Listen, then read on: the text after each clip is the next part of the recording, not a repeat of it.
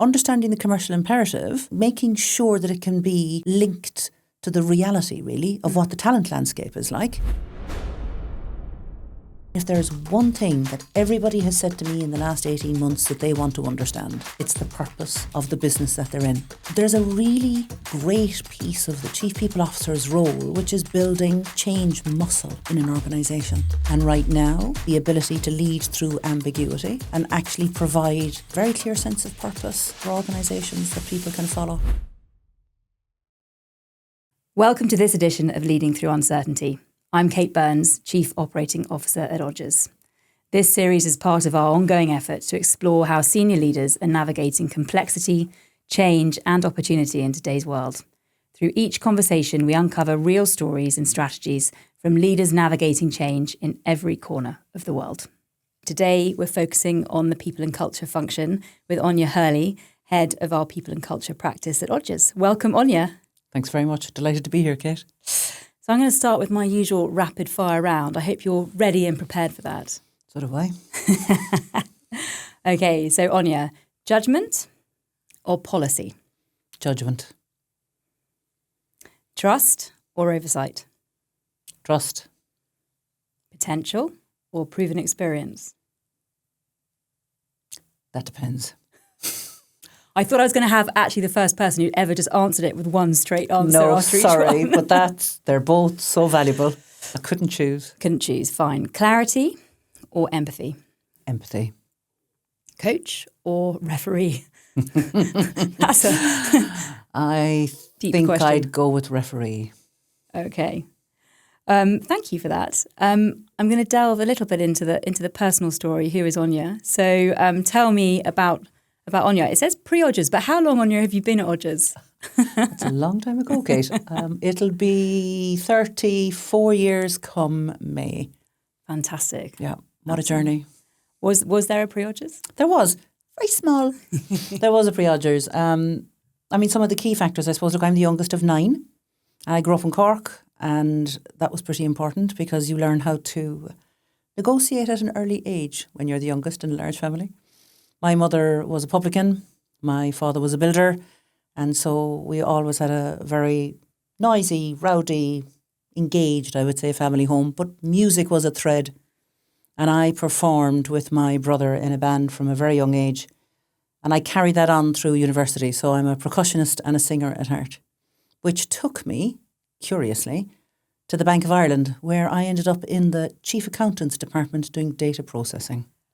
And that is a very, very far, far step away from where I am today, I can safely say. So that was me, pre-Odgers. And I don't think I've seen you yet in the Odgers choir, Áine. Not yet. Well, all things are possible. Just because I've been there a long time doesn't mean there aren't new horizons for me to explore. We will definitely be exploring that one a bit later. And, from data analysis at the Bank of Ireland to this role, this job, which has been your sort of preferred one you've been doing for a long time, what was it that drew you to this kind of work? I did a research master's at University College Cork, and I came over here at a time when unemployment was pretty high in Ireland, and I really didn't know anything about headhunting, I will say, until I got here. And then I discovered a role where my love of finding answers, exploring information, talking to people, managing projects, all came together, and I joined a small international boutique as a researcher. And the rest, as they say, is history. How many people were in the business when you started? There were 20 people. 20. Yeah. We've grown quite a lot since then. We certainly have. Absolutely. So over those 30 odd years, what keeps you passionate about the job? I think we have both a pleasure and privilege to work with such a diversity of organisations. I think we also get to see them at very different stages of their development. We see them with real ambition, we see them with purpose to grow, but we also have a chance to support them when they're in turmoil. And that gives you the opportunity to partner with leaders on their own personal journey, right? Sometimes you're supporting, sometimes you're challenging, and you've got to ensure that you work with the individual and the organisation to get the right outcome and to really help them bring in the best leader to have the impact that they need, right, to achieve what they need to do. And that's an amazing place to be. It's exciting It's demanding, but no 2 days are ever the same. And doing that specifically at Odgers, what is it about Odgers that is important to you? It's the people. I mean, I know that sounds like it's a simple answer, but we have fantastic leadership. We also have, I think, a pretty special culture. And I think as the business has evolved, it has offered people like me an opportunity to build, for example, the people and culture practice from scratch. So there's that entrepreneurial underpinning that says, you've got a great idea, you want to run with it, we'll support you to do it. And I think the other side for me is it's almost been like a chapter of corporate history, because I joined when it was founder-led. We then went on through a management buy-in. We had private equity backing, sold to a PLC, and today we're a partnership. I mean, the learning curve, even though 30 plus years seems like a long time, is amazing because you have very different moments on that journey. So why would I go anywhere else? Has there been one particular moment through your time at Odgers that has shaped how you see or how you sort of think the people and culture function should be seen? Or what is it that sort of any particular sort of standout client moments or?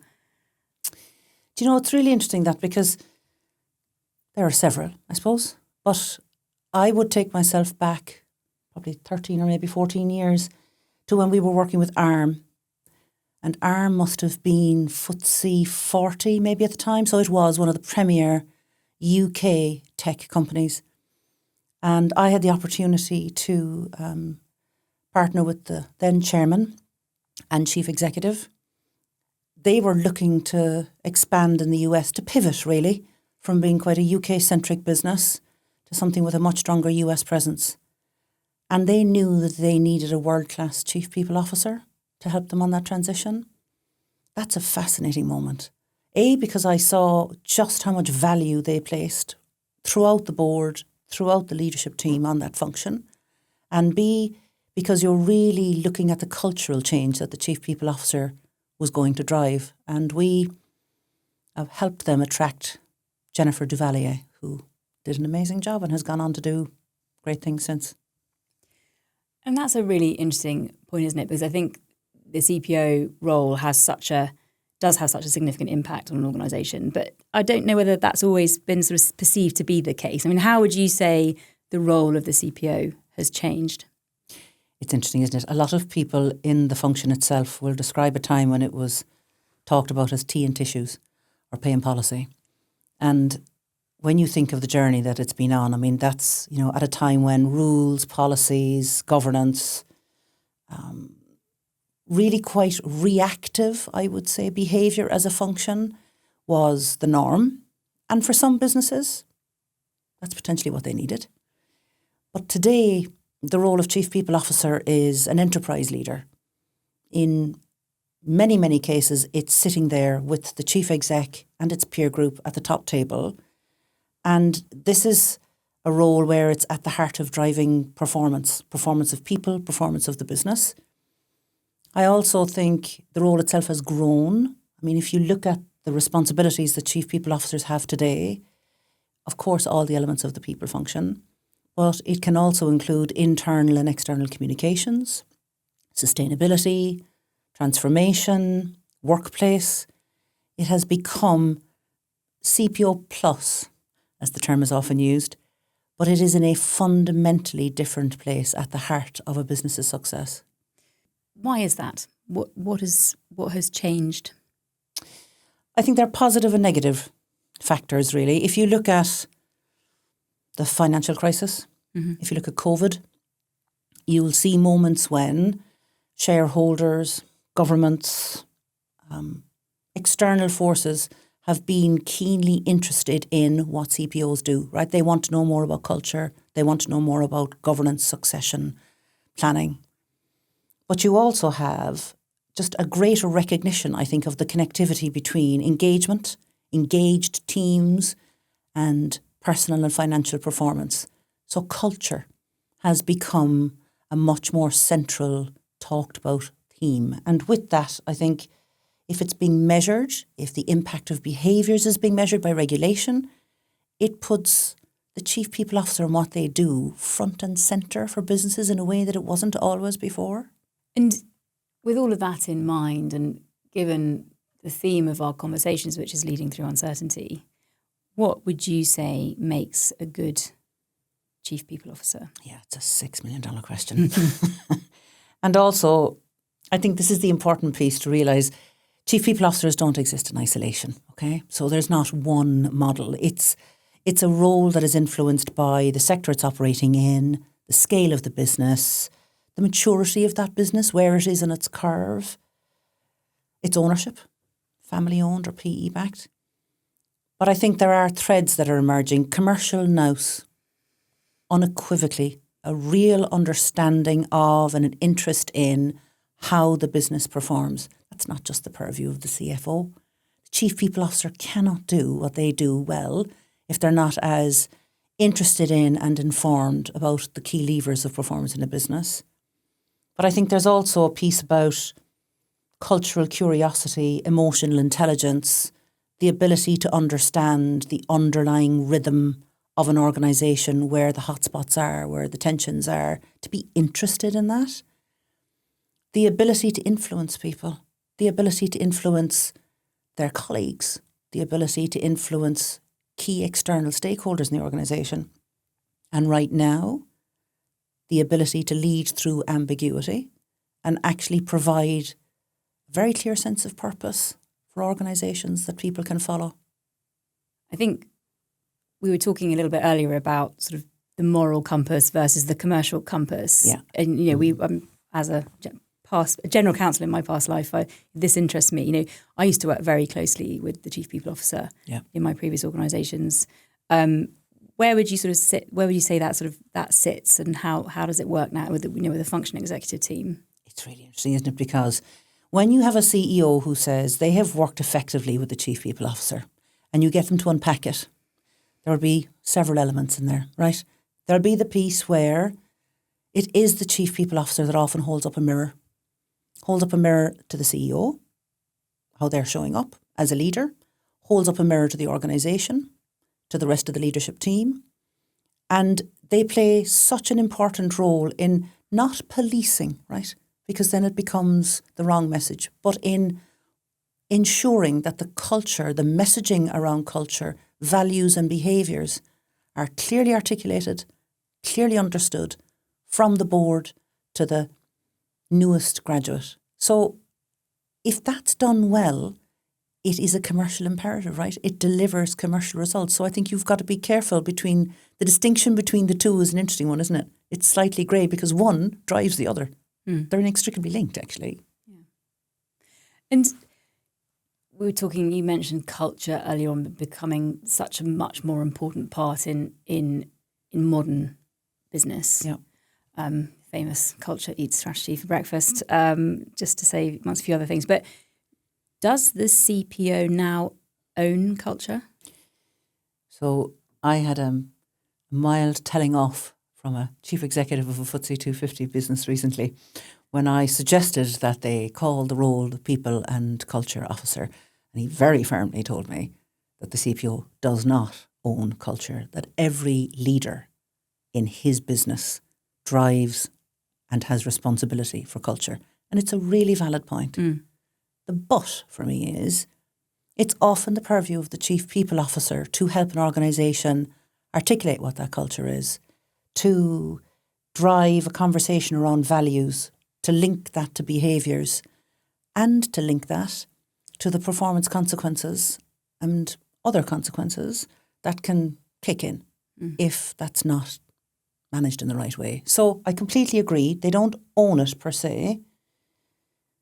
But a CPO's role is also to ensure that an organisation is investing, right, in the right sort of leadership development to ensure they have the culture they want, that they are putting the right tools in place so that the CPO can make sure that the culture conversations are happening. So there's an interesting cycle. I would say they are the advocate, the ambassador, and maybe the beacon in a way, but no, they don't own it. And what I find fascinating about what a CPO has to look at as their sort of world is how much of it is so interlinked. You change one thing, Absolutely. it impacts. So whether you have an appraisal system, how your promotions work, whether what your career frameworks say, how everyone should behave. That one thing, you change one of those things, and it impacts the whole organisation and the Exactly. rhythm of that organisation and how people feel and are seen in that organisation.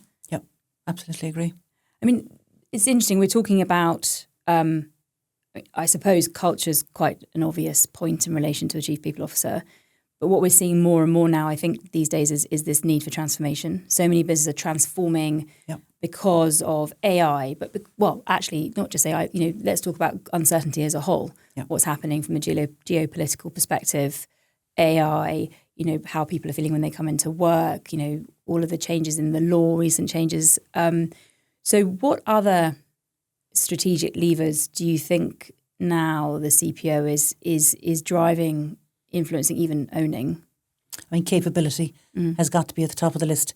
If I think about the top 2 or 3 things that, again, CEOs talk to us about if they're scoping out a brief, really, for their next chief people officer, capability is fundamental at the minute because they're trying to look around corners, right? They're trying to anticipate, Kate. They're trying to see where is the business going to go and what do they need from their people to get there. And even chief people officers don't have a crystal ball, okay?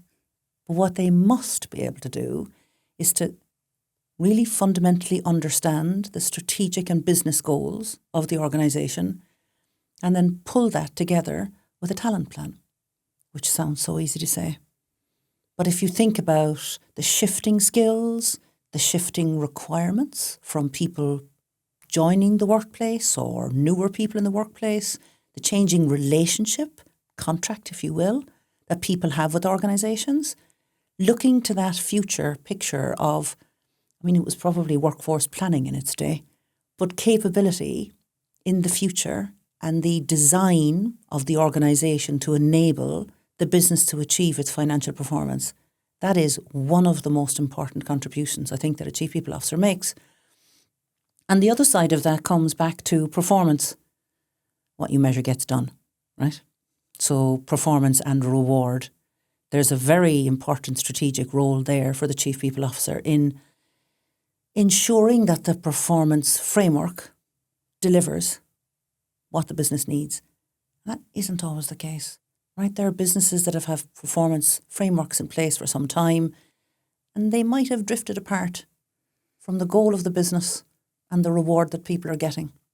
There's a really important piece in here to say, are we asking people and rewarding people for the same thing? Are we asking them to deliver and rewarding them for what this organisation really needs?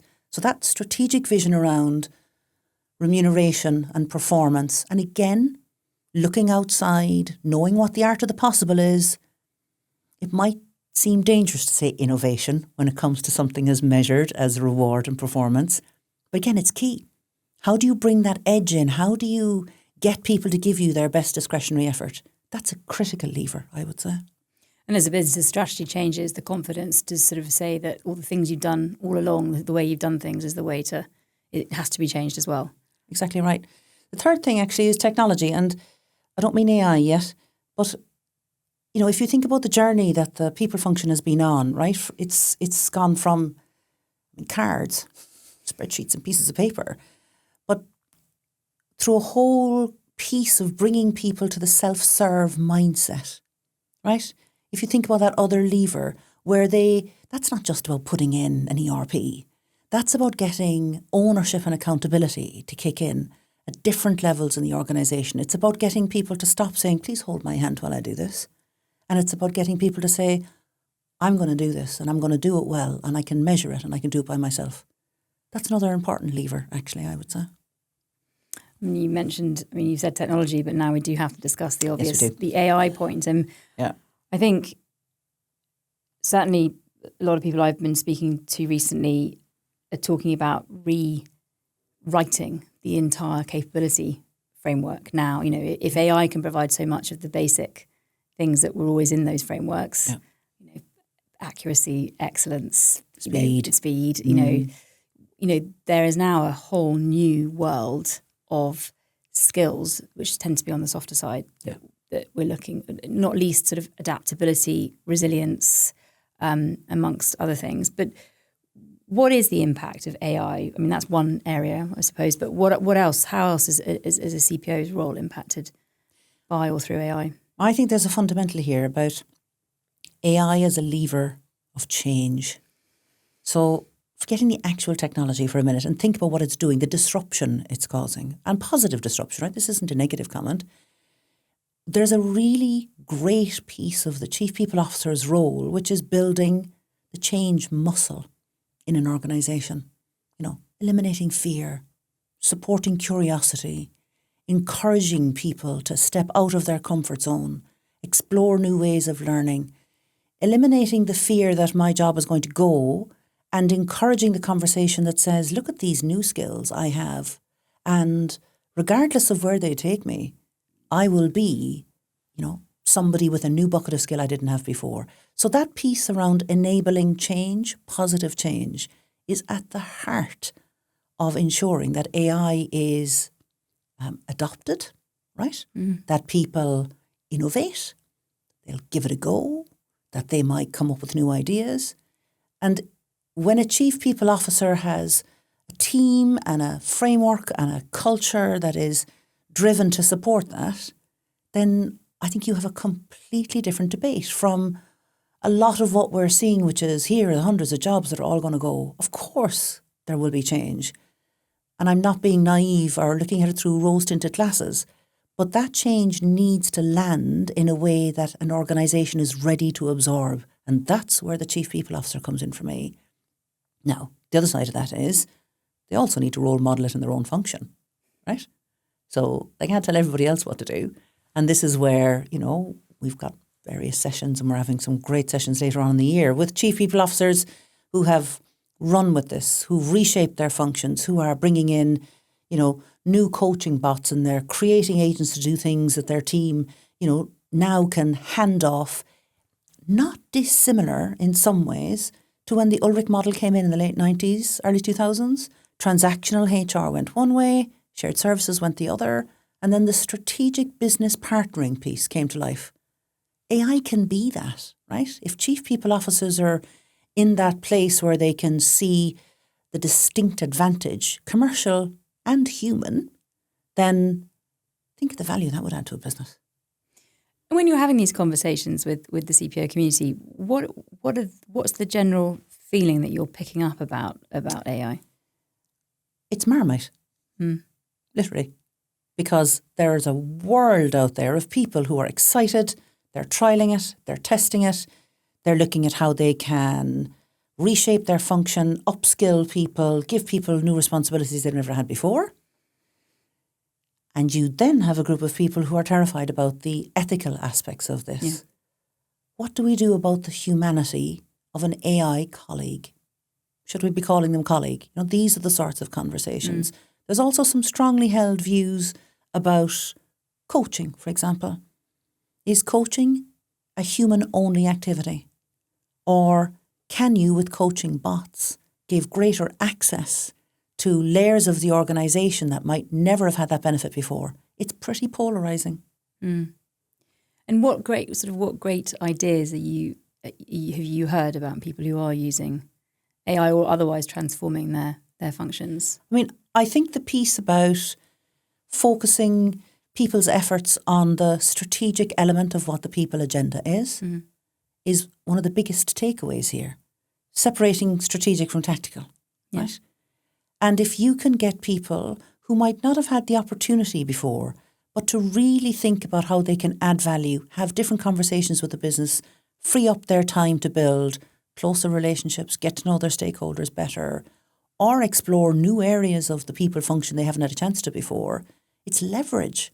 I mean, AI is providing leverage in a way that is unbelievably exciting as long as people are ready to adopt and adapt. I mean, it's interesting looking at some of the platforms out there that are available from a people perspective. There are some inbuilt, for example, a feedback platform or an appraisal platform where, you're still going through the important part of giving someone appraisal, giving someone feedback, but you have an inbuilt AI bot that says, hey, do you want to write this feedback in a slightly better way? Or have you heard of Radical Candor? This is how it works. Yeah. That's a very sort of helpful and that definitely gives an organisation a greater skill set. Exactly. People learn more about how to give better feedback and why it's important and how to phrase it. And people can get it at a more junior level because you can scale this, right? One of the great things about AI is that it can make, feedback available earlier, coaching available more widely. There's an accessibility point here, which means that more people get that investment, potentially at an earlier stage in their career, which is phenomenal for businesses. Yeah, having those really important conversations sooner. Yeah, exactly. And learning how to have difficult conversations sooner earlier as well. Exactly. Very important.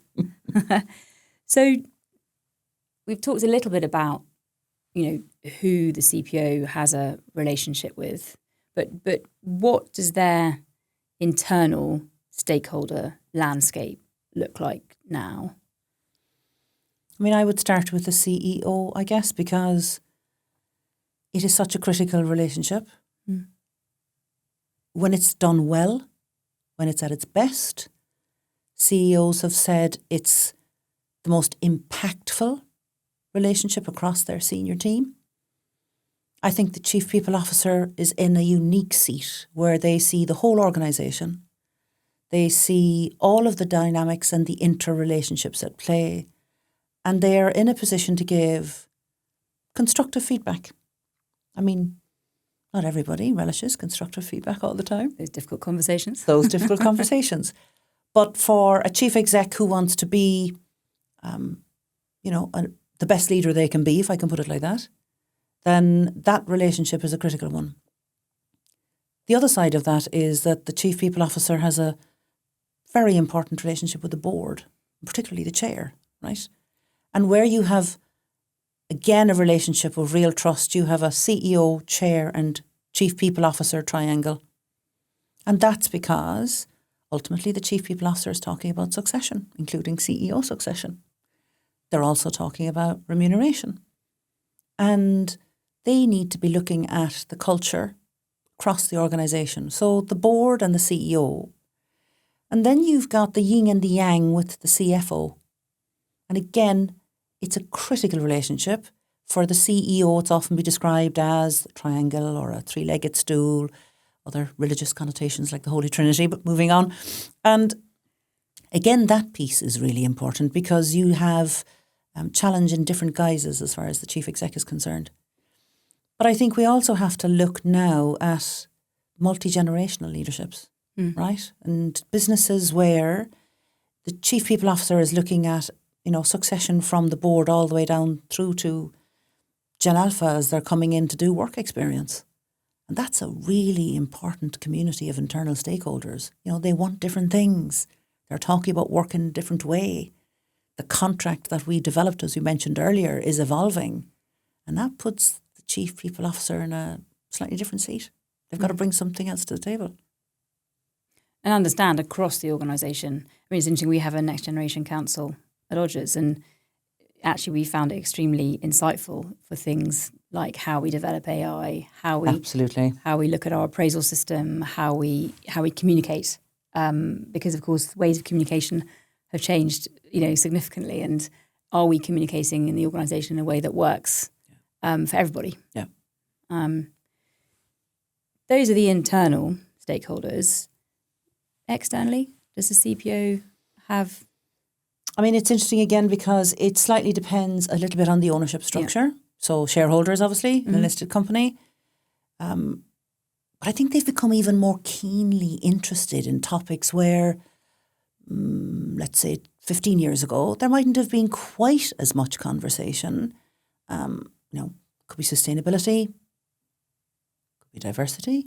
It certainly is remuneration and it certainly is succession. So in a listed company environment, I think as a Chief People Officer, you have both a governance role, but you also have a communications role, right? You're their ambassador, really, on behalf of the business. It has shifted in PE, I would say, where the whole focus around talent has definitely dialed up significantly in the last 10 years. I also think in financial services, you've got not just in financial services, but acutely in that market, the regulator, the significantly increased scrutiny from regulation and the role that the Chief People Officer has to play, making sure the organisation is structured correctly, ensuring that governance is in place, and comes back to culture, right? So I think there's a really interesting space there. And in very recent times, I would say trade unions have come back on the scene with a louder voice. Again, not surprising in periods of uncertainty and change, but a critical stakeholder for the Chief People Officer community, and not one that everybody has had exposure to in their career so far. Yes. I suppose, trade unions in particular are probably a very few, well, these days have had many dealings with them. Yeah. Yeah. Interesting, some of the best Chief People Officers I've worked with in the past have also been people who are actually so deeply involved in the product of the business as well. Real champions for, if it's a retail business, what's being sold, or, understanding that commercial aspect as well, almost the customer, as it were. Key. Yeah. And it's interesting because for a lot of people, that's one of the big decisions for them in choosing their next role. They need to feel an affinity for whatever it is. If it's a service, it's a product, it comes back to that purpose piece, really. Yeah. For the Chief People Officer as much as the people in the business. Absolutely. The passion. Yeah. Because something passion should drive what you've got to believe in it to be able to You've got to believe support in it, haven't you? If you're going to Exactly we were right. talking earlier on that moral compass. Yeah. So we've talked a little bit about how the CPO role has evolved. Looking ahead, who knows what's going to happen looking ahead? That crystal ball you mentioned. Absolutely. But for that very reason, what challenges do you see in the next 12 to 18 months for the CPO? I come back to this piece about AI transformation and balancing humanity. And I think there's a key piece here that says a fundamental part of the Chief People Officer's role is to ensure that the business delivers its strategy, right? So there's a piece in here about advocating for change and making sure that it is change that the business can absorb.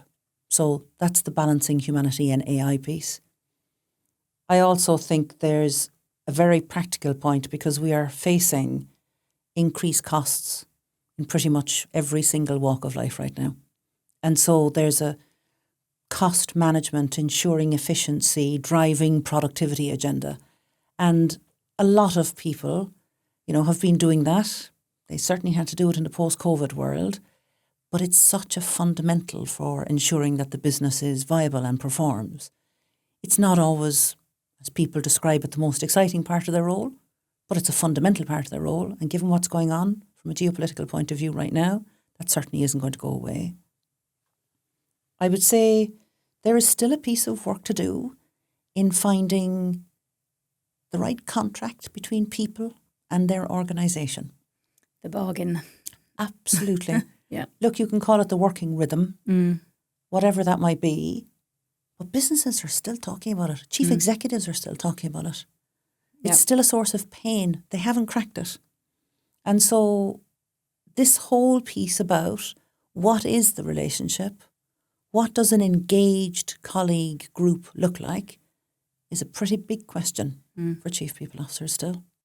And different ways of working in the modern world. If you've got half your workforce are hybrid or they're remote, the bargain is about, well, if you're at home, what does that mean for you? Or if you're hybrid, what does that mean? How many days a week are you in or are you not in? And I think that's something that people still haven't solved because people value the flexibility. So the bargain is you get flexibility, but what happens in return for that? Because this is a commercial agreement between the business and the employee. And look, I also think there's a piece in this, somebody said this to me the other day, I thought it was quite fascinating, that there are functions that Chief People Officers themselves are running where they haven't got it right. So this isn't just about looking out across the rest of the business, right? There have been changes in behaviour that Chief People Officers are struggling with in their own teams. I think a very open conversation about that is really important. But we've got to be careful that we don't find ourselves saying we want everybody back in because that's what good looks like. And I know that's a simplistic analysis, but it's becoming a more frequent refrain in the conversations we're having. So that piece about the Chief People Officer holding the voice of the colleague group to say, why is flexibility important? What has it done for building our talent pipeline? Have we become more inclusive? Have we attracted people who we might not have done if we had that before. That talent conversation comes all the back round to where we started a while ago about capability. There's a really clear link there. So understanding the commercial imperative, but making sure that it can be linked to the reality, really, of what the talent landscape is like, is a really important piece. And the problem is that can make the chief people officer quite unpopular at that top table. So they've also got to be prepared for that. Absolutely. And I think understanding that, perhaps in the more modern world, it's not just about sort of what your community is like when you're in together, but it's about what you're creating from an online perspective. How do you create community with those colleagues you want in the office? Exactly. So using technology, using different ways. And that's a real shift probably since COVID in terms of how people sort of operate. I think for businesses where they had been sort of in a mono-country model, absolutely. And yet one of the things that really struck us coming out of COVID was all those tech businesses that have been operating that way for such a long time. We're thinking, what's the issue here we're trying to solve? What's the problem? So I think we also need to look out and across and say, okay, what can we do with other people? We don't need to reinvent the wheel here, I guess is where I'm going. Well, there's some very interesting books about this as well. Exactly. Yes, exactly. And you just mentioned just something that struck me earlier on when you were talking about challenges. You used the word humanity, and it just struck me as you were talking. What about humanity, in this time of uncertainty where people are coming into work and personal lives and what's going on in the world are more and more intertwined with how we come to work? Yeah. What role, what challenges or what roles does it, as sort of, particularly as you're working from home, as personal life bleeds more into the working life, what challenges does that present for a CPO? I mean, look, there's an integral piece here about well-being, psychological safety. You can wrap it up in culture, but it's a very particular part of it. And without a doubt, for the chief people officer, ensuring that people are in a place where they can be their best and give their best, be that at home or in the office, is a critical part of the role. What COVID has done is blurred the lines between some of those conversations. And I think it's a really important piece of this role. I come back in a way to what makes a good chief people officer. There's an emotional intelligence meets commercial nous point, right? You absolutely need to make sure that your people are thriving. And I think post-COVID, some of those conversations reached into people's homes and hearts in a way that maybe we hadn't done before.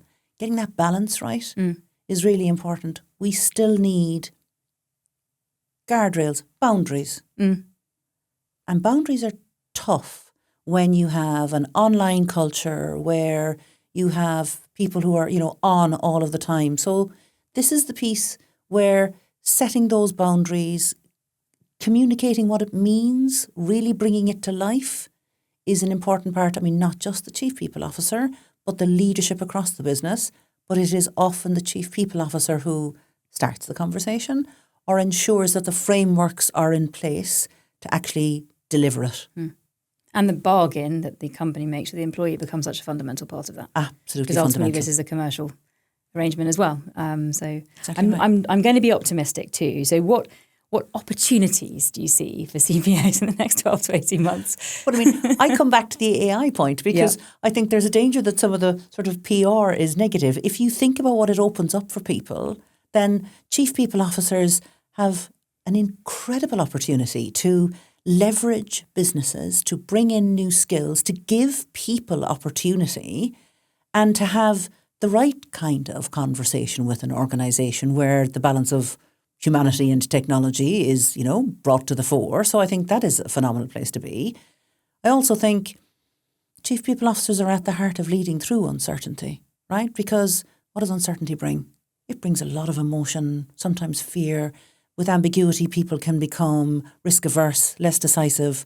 I mean, right at the heart of that, you have a chief people officer who is saying, here is the vision, this is the direction, this is where we are going as a business, and here is your role. So that piece around clarifying performance, really coming back to the bargain, the details of the bargain, why are you here? This is what you're here to do.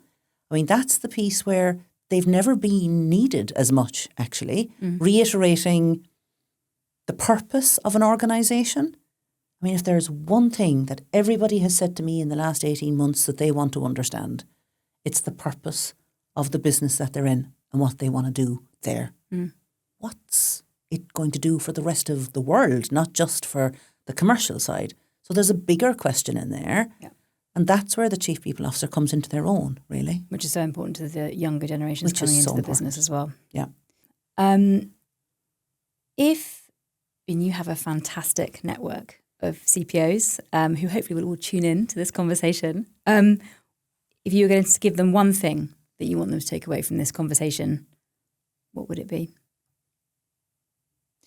Do you know what? I think we are incredibly lucky because we see the courageous leadership, the innovation, the authenticity, the ambition of the Chief People Officers that we meet on a daily basis. And one aspect, I think, of how that's being recognised is that over 26% of FTSE companies now have Chief People Officers on their boards as non-executive directors. Just pausing to think about that for a minute as a statistic, it says the breadth of the contribution, the value of their voice is being recognised in a very particular way. It's not the only way, but it's a really interesting metric. And if it's not a curious thing to say, it makes me deeply proud of the community I work with. And on your final question for you, we've recently published a board report in relation to the Chief People Officer.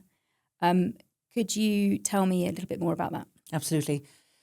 We were delighted to interview 34 CHRO, CPOs globally across Europe, North America and Asia, who all serve as independent directors on other primarily listed company boards. And we talked to them about their journey, joining those boards, their motivation and what they got out of it. And who's the report for? I would say for current and future Chief People Officers or CHROs, depending where in the world you are, chairs of boards, and really anybody who is interested in how the structure of boards is evolving. And what are the interesting points coming out of it? Do you know what?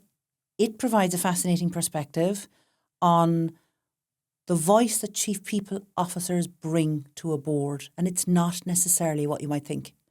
I won't give it away. It's worth your reading. But there's some very interesting surprises in there.